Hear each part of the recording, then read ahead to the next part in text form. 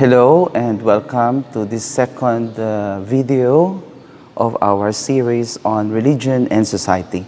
Last time I talked about the importance of putting into context the generational nicknames. In other words, the culture affects the generation. So the Filipino culture inevitably will influence the Filipinos or the younger generation in the Philippines in a manner that is different from that of a American culture or of a European culture.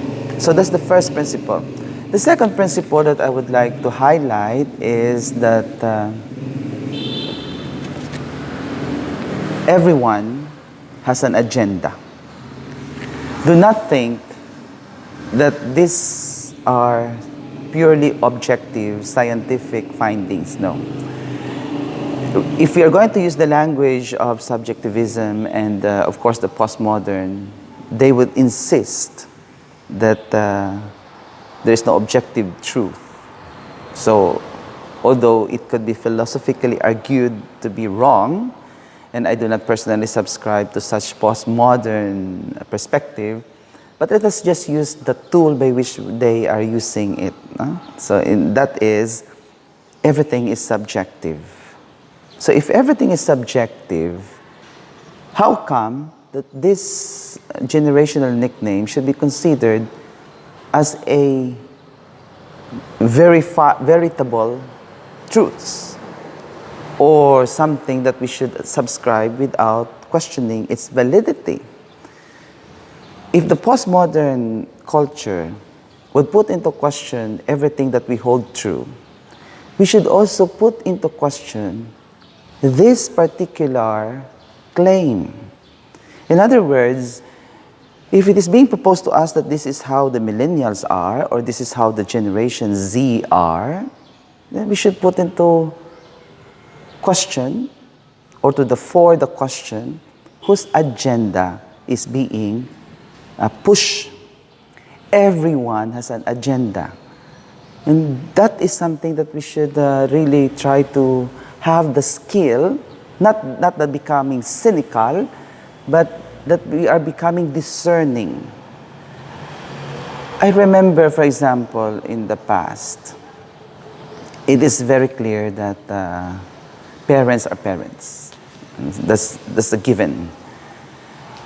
Whether they are imperfect parents, whether they are good or bad, in whatever definitions you would like to define it, parents are parents and children ought to respect them. Nowadays, because of this modern and liberalistic way of looking at the generations, what we have now is that we have overturned the tables. This time, it is the parents who are always in the wrong, and children are always in the right. Something which is far different now. So instead of children listening to their parents, it is now the parents who ought to listen to children, which is, I think, very, very alienating in terms of the way by which we practice the way of living throughout the centuries. Parents, out of our filial piety, should always be respected. But this time, the learned men and women of our society would propose that no, the parents are always wrong and the children are always right. And that is, I think, one of the misleading principles or misleading observations that are being propagated by these seminars on generational differences, like the millennials or the Gen Z. And what is it?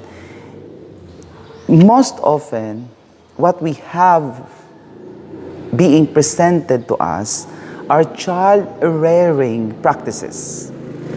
They are not principles. They are not in terms of foundational perspectives, but rather on how to raise our children. Question: who gave them the authority to tell us that this is the most efficient way of raising a child or raising our children. So instead of the children being socialized into a particular societal norms, it is now that our societal norms are bended and changed in order to adjust to the children. And so what's the problem with this? The problem with this is the socialization of the next generation is put into an inverted form. What do I mean? You know, society has its own norms, has its own rules, precisely to ensure that common good is delivered. It is to make sure that every member of society, whether it's in the family or in the bigger society, would know where to place themselves and how to act accordingly. The problem with these seminars on millennial children or the Generation Z is that it is as if presupposing that whatever the children are doing, that is good and correct, and whatever the older generation is doing is bad and wrong. And so therefore, you have to invert it. It is now the older generation who will adjust to the younger generation, when instead it should have been that the younger generation should adjust to the older generations. So my dear friends, that is something that we should be notified of, or we should take note of. We are reversing the roles. And by reversing the roles, we are actually neglecting, abandoning our task. And that is to introduce the younger society to the society that is existing.